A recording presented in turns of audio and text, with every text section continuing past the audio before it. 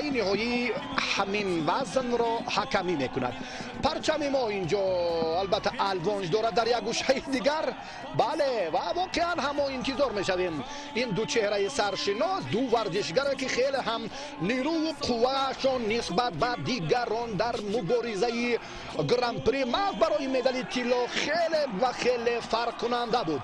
و پرچم دولتی جمهوری تاجیکستان در اینجا الوان میخورد و اکنون به توجه میکنیم بر نیروسنجی دو پهلوان غالبی انا همین وزن در مسابقه گران پری جمهوری ازبکستان.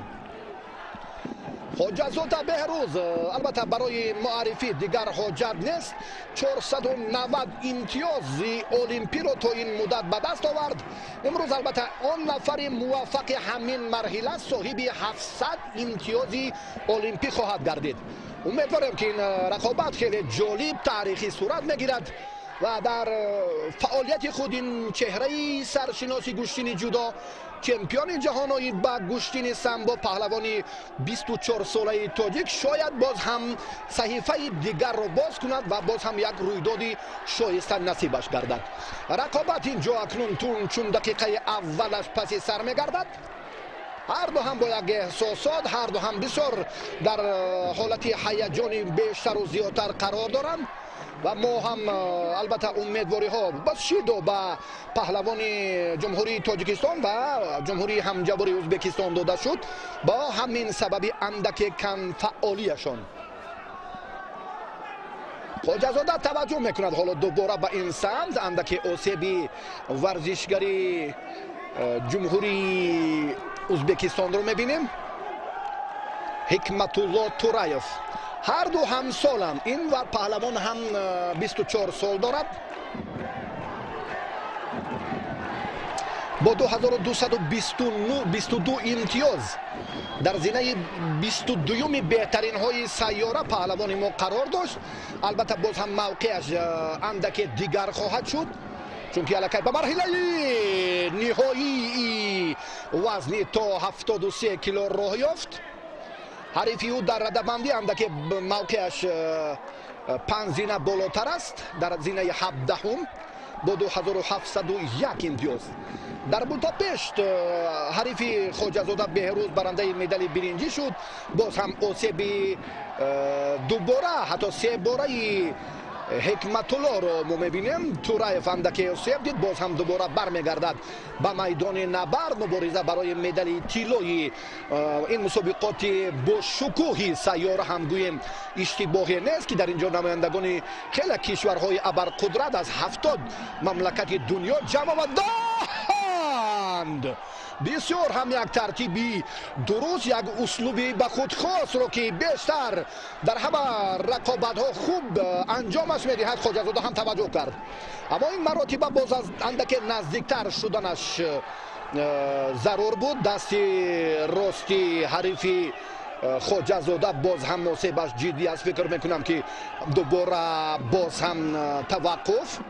اینجا هواداران گوشین جودوی ازبکستان هم بسیار در حالت نگرانی هم و این چهره واقعا هم احسنش میگویم که در میدان مسابقات گران پری شهر تاشکند بسیار از خود متانت و مهارت بلند نشان داد و شیدو داده می شود به تورایف بنابر سبب کشال دادن و گوشتین نگرفتنش در ادامه نیروسنجی. و توجه میکنیم البته باز هم در میان 70 کشور سیاره اگرچه خوجزاده تواند که در این میدان غلبه را به دست آورد و باز هم موقع تاجیکستان در حیات دستوی باز هم بالا می رود و باز هم نقش و باز هم نفوذ و باز هم مرتبه گوشین جودای تاجیک در میان کشورهای سیاره باز هم بالا خواهد رفت.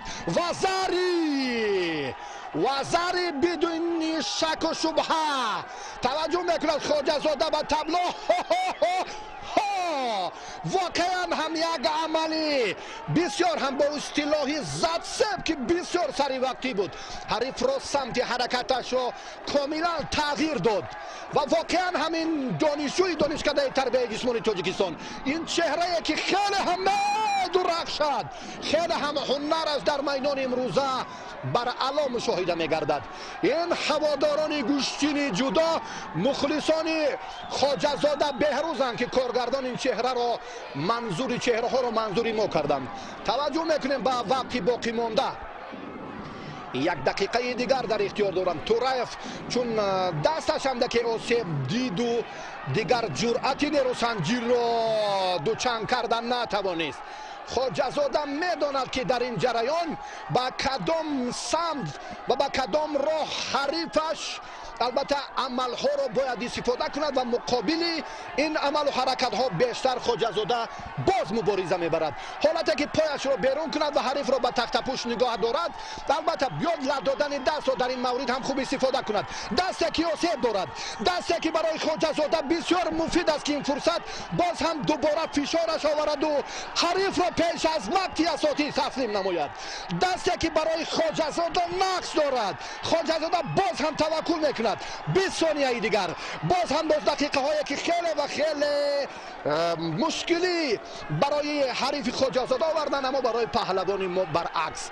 این پرچم دولتی جمهوری تاجیکستان را چون الوان میدهند، برای این 14 ثانیه دیگر لازم است که سرود ملی جمهوری تاجیکستان در ازبکستان صدا دهد. خواجه زاده از این حالت دور میگردد، میدان را باز دوباره باز هم یک حالتی که احسن که از این ورطه مشکلی و از این اصول خیلی مرکبی توراєв به آسانی رها یافت.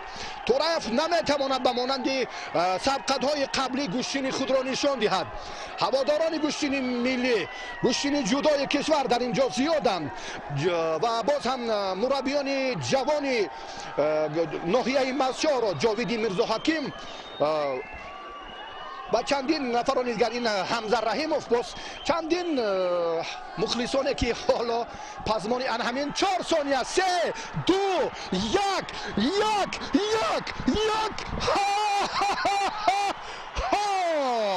و چی طرز، چی حالتی که به عمل آمد و چه فرصتی که در ادامه رقابت بود. ثانیه آخرین هم ببینید برای پهلوان ازبکستانی ثمر آورد و نتیجه را این پهلوان ببینید برابر کرد. وزری هر دو هم وزری گرفتند. اکنون توجه میکنیم به وقتی طلایی، به امتیازی که در وقتی اضافه به کدام از این پهلوانان نصیب میگردد. 3 ثانیه دیگر باقی ماند، اما خواجه زاده نتوانست که در همین 3 ثانیه وقت را باز هم خوب سپری کند. یک لحظه ای که داور گرجستانی توجه میکند به نواری تکراری که این فرصت همان ثانیه های آخر به توجه میکنیم. باری دیگر صدای مته شاید اینجا خوب احساس شده باشد، یا چه ترتیبی که میتواند این را انکار کند یا داور باز هم برای امتیاز طلایی امر کند که رقابت را این دو پهلوان سزاوار ادامه دهند. بله، اکنون نیروسنجی ادامه می‌یابد. برای امتیاز طلایی هر دو پهلوان باز هم قوه میسنجند.